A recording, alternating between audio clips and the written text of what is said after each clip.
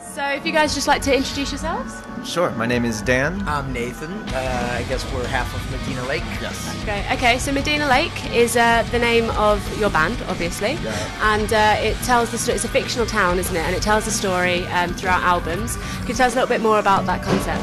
Yeah, I guess it started just way back when we first became a band. Like, before we even started writing music, we'd just stay up, like all night as friends, just talking about everything from politics to things going on socially in the world, and like just as far as entertainment and the industry, what am I trying to say? Like just pop culture and pop culture, all this shit that pissed us off. So basically we came up with these ideas that we kind of wanted to talk about, and that was a way to use this town and these characters, which the songs are named after, as kind of like a metaphor.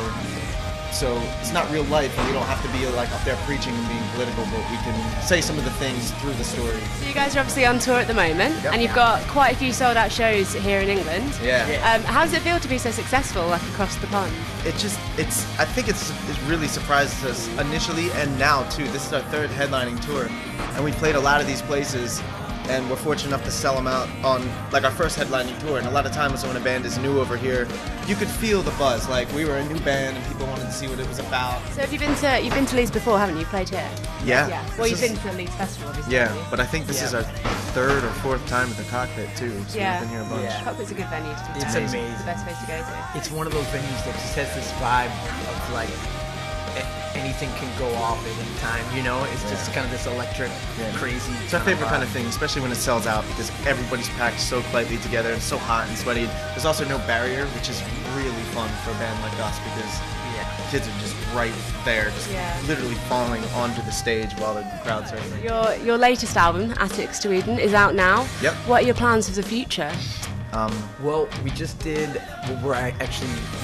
wrote and recorded most of an EP called The Dresden Codex, which is hopefully going to be out within a couple months. And we did that for a charity organization called Keep a Breast, which is a breast cancer awareness organization. And it's really cool because you need to be prolific nowadays. Like, you really need to continue to put things out.